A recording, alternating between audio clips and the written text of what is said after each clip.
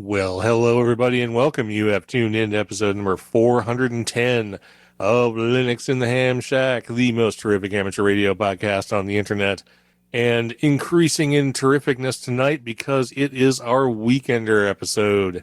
And the Weekender is where we tell you about all the upcoming amateur radio and open source events, conferences, and things that you can do, lots of things that you can try, new technologies, and things just to keep yourself entertained. And then we get down to the bottom of the show and we dive into hedonism so that while you are participating in all these activities, you can find some great food, some great booze, and sometimes even some great music that you can just participate in while you're enjoying life and having a great time. So go ahead and get started here. I'm Russ, K5TUX. I'm Cheryl, W5MOO. And I'm Bill, NE4RD. And we usually start the Weekender with Bill telling us about amateur radio contests that are coming up. And today is not going to be any different. So, Bill, go ahead. And what do we have on tap for the next couple of weeks? Yeah, and as usual, we get these from contestcalendar.com, the most amazing contestcalendar.com in the universe. So, yeah, this weekend looks pretty good. We came off a pretty busy QSO party weekend last weekend. Sorry we didn't get those out to you, but hopefully you had fun in the big churros of the 3 or 4 big QSO parties that run, the 7QP, the Northeast QSO party, and several others.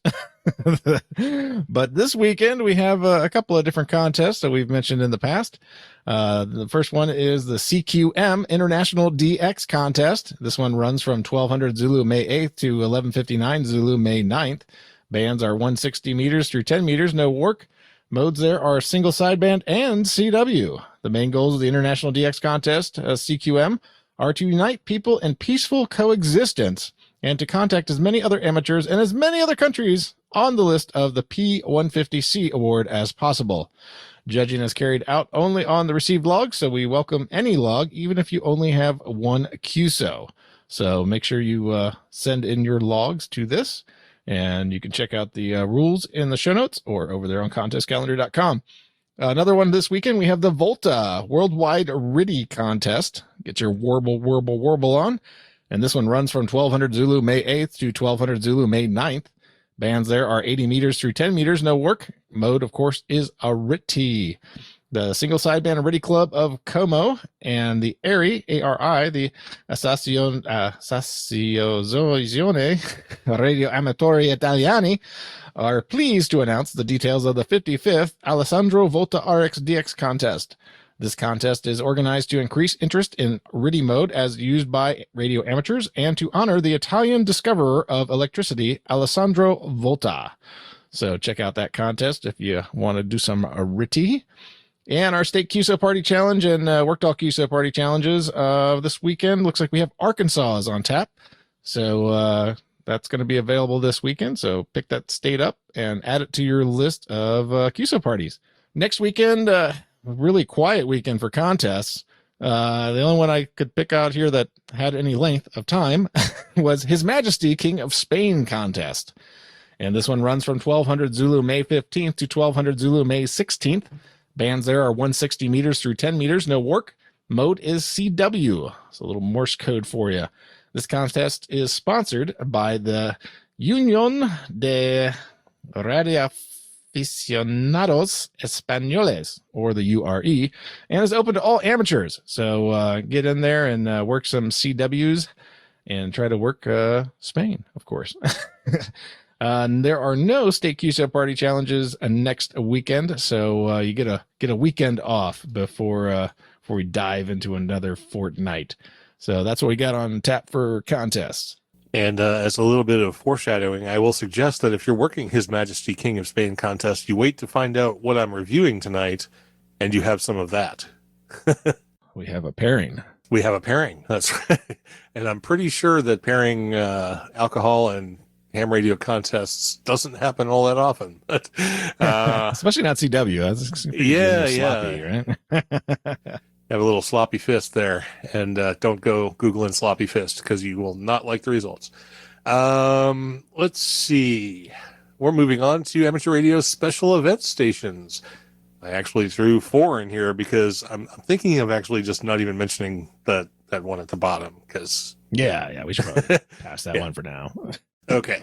So, special event stations coming up. We have, first off, the Wyoming Rookie Rodeo. This will be from May 1st through May 15th. Obviously, some of that time has already expired. They'll be operating 0600 to 1800 Zulu daily for the rest of the time. Call sign November 7 Whiskey. Frequencies on or about 7.282, 18.130, and 14.282, and potentially some JS8 call. So, hey, we've been talking about JS8 call. Maybe this is your opportunity to try some. We're celebrating the addition to the ham community of 6 new hams in our tiny rural Wyoming town of Saratoga. We'll be operating mainly on May 1st through 2nd, 8th through 9th, and May 15th. These hams look forward to your call. Questions or comments about Wyoming are encouraged. Our new hams are interested in hearing how and why you got started in ham radio.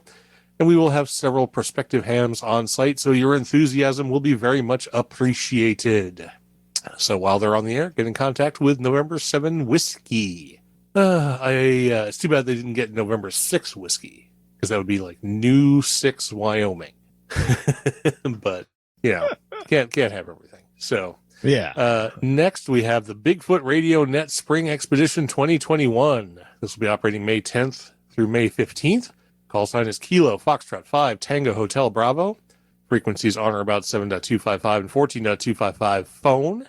Bigfoot Radio Net Expeditionary Team will be cruising the wilds of the boundary regions of Arkansas, Louisiana, and Texas. I thought the Bigfoot was like Washington, but whatever. Maritime mobile ops via Pirogui. I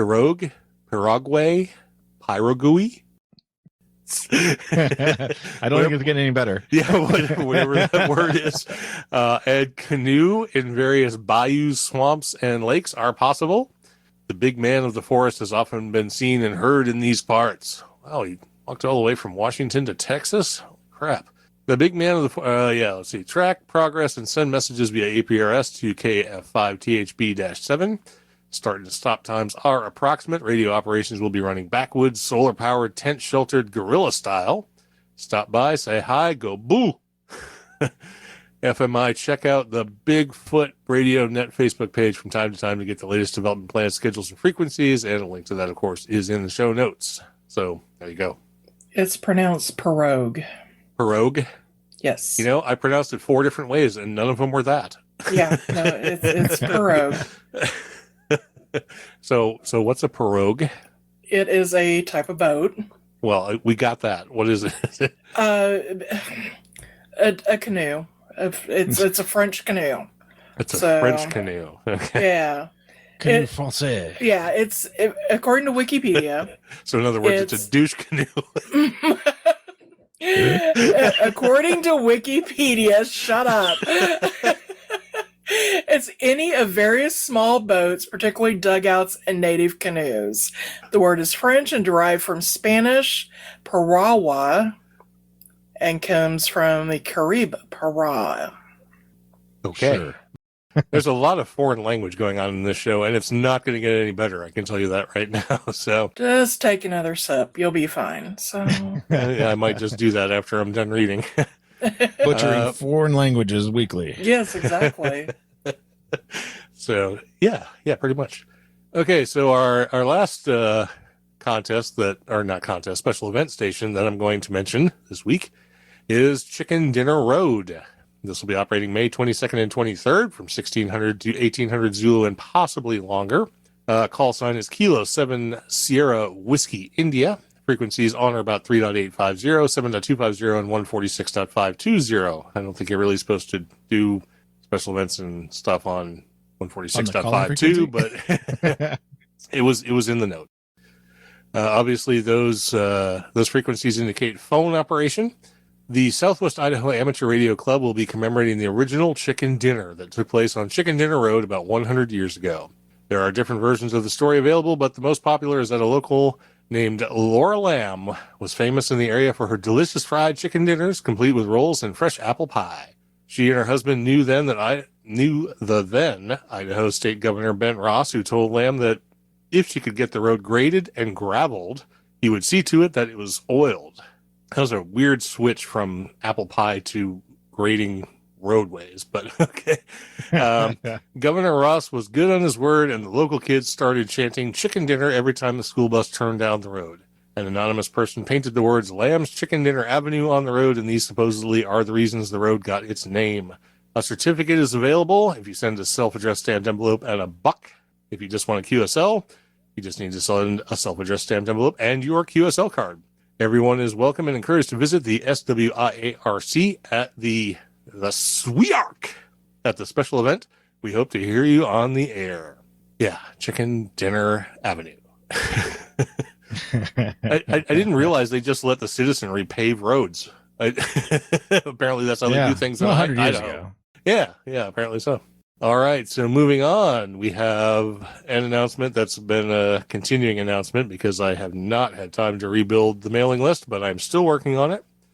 And thanks to some demographics, I guess we can call it, from the QSO Today virtual ham expo, we were able to find out all of the people who visited our booth during the event, and there were 370 of them. Wow. So not bad at all. So thanks to everybody who stopped by. And since you all had email addresses associated with your ticket, you'll be added to the list, which means you're going to have to opt out on your own if you don't want to be a part of it. I'm just telling you that now. Provided Russ ever gets the list done. Provided I ever get it done. Yes, that's correct. There's a big caveat there, but we're working on it. I assure you. Yeah. Odds are. Yeah. We'll be talking about this next year. Yeah, we got that mailing list. Still, we're on Mailman 20 now. And Yeah, thanks for the vote of confidence. I really appreciate it. So moving on, we have a Linux in the Ham Shack Ham Radio Challenge for this week, and I just picked an easy one, which is based on our last deep dive. Download and build or install from package JS8 call and give it a try. I have actually tried to do it, but I'm having a problem with HamLib and rig control. So I may be having to go on a mailing list to have that problem addressed, and we'll see. But I am actively trying to use JS8 call to make contacts. So maybe you should try the same. Awesome. Yeah, I just installed it the other day when we were talking about it. So on the new Shack box. So Cool. Well, maybe you and I will have a QSO on JS8 call.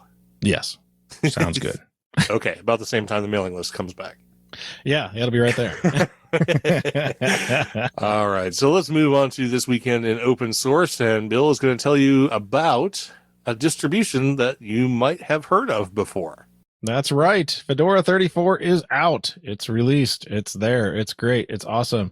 Fedora Workstation focuses on the desktop. Of course, they have other versions of Fedora, IOC for containers, and then, IoT one for, or Core. I can't remember. Core IoT. There's Core for containers and IoT for, obviously, Internet of Things devices. But anyway, we're going to talk about Workstation because that's what we want to talk about, desktops. It's geared towards software developers who want a just works Linux operating system experience. This release features GNOME 40, the next step in focused, distraction-free computing. GNOME 40 brings improvements to navigation, whether you use a trackpad, a keyboard, or a mouse. The app grid and settings have been redesigned to make interaction more intuitive. With update key programming language and system library packages, including Ruby 3.0 and Golang 1.16, in Fedora KDE Plasma, they switched from X11 to Wayland as the default. So maybe that's why I didn't see it when I did mine. Let's not mention the move to Pipewire. Oh, Pipewire! Yes. So yeah, I went through and upgraded both my boxes. Both of mine were Fedora 33, and I pushed them to 34, and it works great. So we'll probably talk about more about that in the future. But if you want to try out a new distro and you haven't tried Fedora in a while, 34 is out hot, and it's pretty nice. Check it out. All right, it's the new sexy from the Red Hat team, or the Fedora Foundation. I guess it's not Red Hat, is it? Well, I mean, it kind of is, but it's all the same sort of. Yeah. So, all right, check out the new sexy. It's 34. All right, and that means we're coming down to open source events that are coming up. And interestingly, in this list tonight, we're going to mention one that is supposed to happen in person for the first time in a while. So we'll see how that goes. Anyway, Cheryl usually reads our open source conferences, and so here she is. All right. Our first one is the Tech Nation Conference. It is May 10th through the 12th. It is online. It is free. The information for it is the new and improved edition of Tech Nation is approaching fast. This year, fully online. 3 days of developer mayhem. Every day between 1600 and 1900, we will deliver quality content. At Tech Nation, you can broaden your knowledge at our hands-on labs, technical sessions, live demonstrations, and workshops, which are all focused on technology of the next era. Tech Nation 2021 will bring more than 1,000 developers and the best speakers from all over the world. Feature topics are AI and ML, IoT and embedded, developer experience, modern infrastructure, security, and new and cool. Share your passion with like-minded people, improve your skills, and have fun with an easygoing atmosphere at Tech Nation. The next one is the International Conference on Open Source Systems. It's May 12th and 13th. It is online. It is free. The 17th International Conference on Open Source Systems aims at providing an international forum where a diverse community of professionals from academia, industry, and the public sector and diverse FLOSS initiatives can come together to share research findings and practical experiences. The conference is also a forum to provide information and education to practitioners, identify directions for further research, and to be ongoing platforms for technology transfer, no matter which form of FLOSS is being pursued. And our last one is the one that is an in-person event, at this point anyway. It's Open Source World East. It is set for June 22nd through the 25th, and it will be in Miami, Florida. The cost is anywhere from free to $2,399. And the information for that is open source enthusiasts from all over the world will be at Open Source World. Be there as the community gathers to share their open source passion. Hear the latest open source news and project updates, gain access to in-depth technical sessions, participate in networking opportunities, meet potential collaborators, and review and discuss detailed case studies of open source projects. Discover how open source, the world's most widely used open source telephony software, can save you money and empower you to create more flexible telephony solutions. And all of the links for more information will be in the show notes. And I realized I cut some stuff out of that, and it made the end of it really weird. So really weird. Yeah, I was like, okay, there's probably some information here about telephony that should be here somewhere. So, well, anyway, it's a conference, and you can check it out.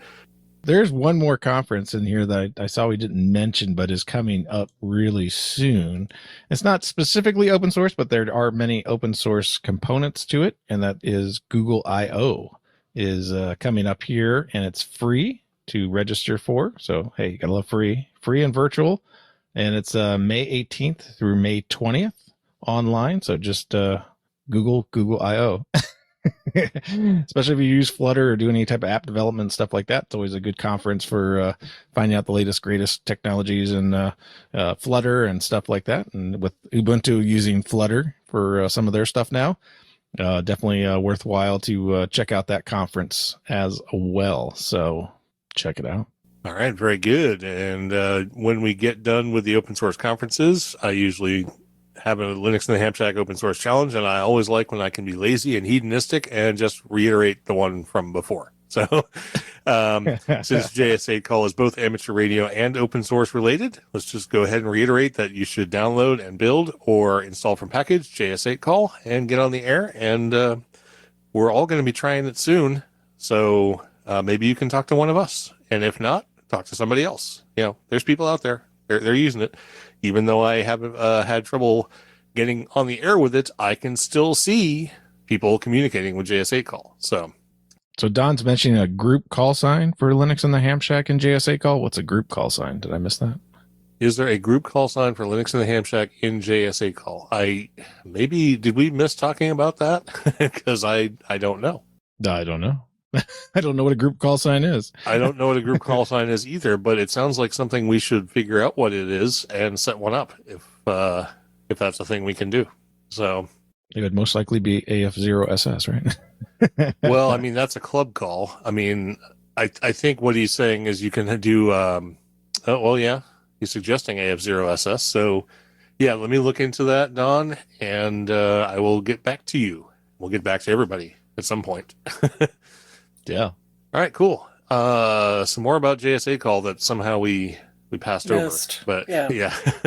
So now we come down to the good stuff. Let's dive right into hedonism. And we always start off hedonism with great food, things to fill your belly, because regardless of what else happens in the world, everybody needs to eat. And Cheryl is going to tell us a better way to do it. So what's on tap for tonight? Tonight is a cream de menthe chocolate pie. This is a retro recipe that came out of the 50s. So, and it kind of suits me well since I'm a lazy cook in the summer and I love super easy desserts. So this is the best of both worlds, and you get a boozy buzz to go with it. So, obviously people in the 50s knew how to party or something. I don't know, but it requires, 25 chocolate sandwich cookies. We're thinking Oreo here. Some butter, some marshmallow cream, some creme de menthe liqueur, and you'll probably want the green for this because you want a pretty green pie, and 2 cups of whipping cream. And the rest of the instructions will be in the show notes. And then for my mixed drink corner, I just continued on, and it's my drink I picked is the grasshopper, which you need cream, a white creme de cacao, and green creme de menthe. And then you need some grated chocolate or cocoa powder or something, graham crackers to rim your glass with. And of course, all those directions will be in the show notes as well. So if you like mint, the recipes today are definitely very minty. So Yeah, don't Google rim your glass either. Yeah, like a good rimming. Whatever. So. Yes, that's why we call this hedonism. It's all the things you should stay away from on the interwebs. Oh yeah, so that's true. Although there were a couple of tips on the drink that I found. You should definitely use green creme de menthe with this, because if you use and white creme de cacao, because if you use the brown creme de cacao or the white creme de menthe, you get kind of a muddy colored pie. And apparently, you can do a brandy float on the top of it, which you'll see some addition to that with Russ's thing. And you can use ice cream instead of heavy cream. You can add vodka to it to give it a little more kick. You can use flavored vodka. And you can also do it as a party shot. So. All right. Well, thank you for all the tips. Options. Oh yeah, there you go. So. Just the tips. Don't Google that either. Just the tips. Yeah, don't do that. Yeah. just don't do anything about tip on Google. Yeah. Anything we actually say, don't Google it. Yeah. All right. So thank you for that. That sounds good. And that actually might go good with all of the Spanish I'm going to try and get through here in the next couple of minutes. For my drink corner tonight, I have departed from the usual whiskey and scotch and so forth, and we're going to talk about some Spanish brandy, just to change things up a little bit. And this particular brandy is I've already screwed that up. So Cardinal Mendoza Solera Gran Reserva. Cardinal Mendoza Clásico is a Solera Gran Reserva brandy de Jerez, which is a whole lot of way of saying it's a brandy made from sherry. Created from a selection of the best Hollandas, the finest spirit, distilled slowly in alquitaras, or pot stills, which are aged in a traditional system known as soleras and criaderas. Cardinal Mendoza Clásico is an exceptional brandy de Jerez, aged for an average of 15 years in Oloroso and Pedro Jimenez sherry wine casks. One of the biggest Soleras in Jerez. The scale of this Solera guarantees proper aging for the average of 15 years and exceptional quality for the brandy Cardinal Mendoza Clásico. In 1877, the Sanchez Romate family started producing brandy for private consumption. Word of its fine quality spread, and the bodega decided to bottle it for commercial sale with the name Cardinal Mendoza. The name pays homage to the first Cardinal Mendoza, Don Pedro Gonzalez de Mendoza, 1423 to 1495, a prominent historical figure in 15th century Spain. As counselor to King Ferdinand II and Queen Isabella I, he had the complete confidence of the Queen and played decisive roles in supporting Columbus's first voyage to the Americas and in the unification of Spain. So there you go. And all we care about is that there's booze. It's 15th century Spain, not 5th century Spain. I said 15th. Oh, did you? Okay. He corrected it. Sorry. Yeah. Yeah, I corrected it, but yeah, so sorry. I thought he said 5th, and I was like, no, okay. No, I said 15th. Okay, so for the mash bill I put in here, it's 100% sherry because it's distilled from sherry, which means it's made from grapes because it's wine. So there you go. The proof it's bottled at is 80 proof or 40% alcohol. It comes from Cadiz in Spain. The color on it is a super, super dark mahogany color. I don't know if they color it or not, but it's way darker than any whiskey I've ever seen. Nose, taste, and finish. There's a lot of stuff here. On the nose, you get wood spice from the barrel aging because it has been in barrels for at least 15 years. So you're going to notice some of that. You get caramel, cinnamon buns, prunes, coffee, vanilla, pepper, and orange peel.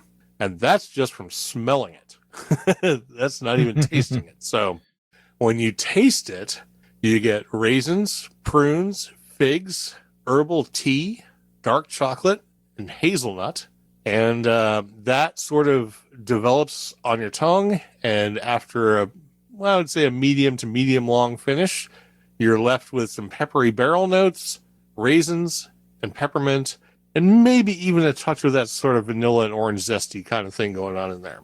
This stuff, kind of like the Diplomatico rum that we talked about a few episodes ago, is definitely more of a after dinner kind of thing. This is not something you're just going to like pour during the middle of the day and drink it. It's very sweet, very tasty, and you definitely want to drink it at room temperature, and you don't want to mix it with anything, because this stuff is just really, really good. And I have to give a shout out to my mom who introduced me to this stuff. She has a taste or a penchant for Spanish brandy. She's introduced me to 2 or 3 different Spanish brandies, and of the ones that she really likes, this is my favorite. Even if your palate's not super sophisticated, you're going to taste it has a little edge like a grappa because of it being distilled from wine, but it basically tastes like a big bowl of sweet raisins. Even if you're not refined enough to pick out all the other stuff that's going on, it's so sweet and so tasty and just has that sort of grapey, raisiny, just sweet caramely, I don't know. It's really good. I mean, I think anybody could drink this stuff. The only reason I didn't give this a higher rating is because it's been aged in barrels so long, it has an ever so slight, like sort of acrid tannic quality to it. It's something that I taste in grappa as well, which is a very minor detractor to the whole thing. So it could have been rated higher if it wasn't for that. But overall, it's just fantastic. You can find it pretty much anywhere. I mean, Total Wine has it. Any major liquor store is going to have it. It runs $50 to $60 a bottle, depending on where you're buying it from. And I gave it a solid 97. Other than that little tannic, woody sort of thing that goes on the initial taste, it's essentially a perfect liquor. So you should definitely get yourself some of this if you got $55 to burn and you happen to be at the liquor store. Yeah. From what I can find, Ted says that's not brandy, it's cognac. Yeah. From what I can find, it is not colored. Okay. That is a natural coloration. So yeah, it's amazingly dark then. I mean, it comes in a dark bottle so you can't tell, but it's like in a brown beer bottle, colored bottle. But when the liquid comes out of the bottle, it's the same color. Same color, right? So, take that for what it's worth. But anyway, there you go. Cardinal Mendoza Solera Gran Reserva Brandy de Jerez. A little bit of a departure there, but it's definitely worth a taste if you can get your hands on some. So what do you got, Bill? Anything? No, I'm just sipping on a little Drambuie here, one of your other high rated the Scotch? drinks. Yeah. Yeah, very good. I needed some cough syrup, so I Bought a bottle of Bit Drambuie instead. yeah, I figured that's better than anything else. So enjoy. Yes. All right. Very good. Well, that actually brings us down to the end, sadly, of this Weekender. But we really want to thank everybody who was here tonight, who participated in the show with us and was listening live and in the chat room. We had Ted, WA0EIR, Tony, K4XSS, Don, KC9ZMY, Stacy, KB7YS, Darren, VK60K, John, K1BTZ, Don, KB2YSI, and Steve, K7HVT. So thanks everybody who joined us tonight and listened to us ramble on about all the good things in life. We really appreciate that. We appreciate everybody who listens to the show and supports us and gives us feedback and is just in some way interacting with us. We appreciate each and every one of you, and we hope you to continue to listen. And our next episode will be a short topics episode, so stay tuned for that. And there will, of course, be a deep dive following that. So lots of good stuff coming up. Thanks, everybody, once again. And we will definitely catch you all next time. Enjoy life for the next couple of weeks until the next Weekender. And make sure to listen to the next episode when it comes out. We'll talk to you all soon. I'm Russ, K5TUX. I'm Cheryl, W5MOO. And I'm Bill, NE4RD 73.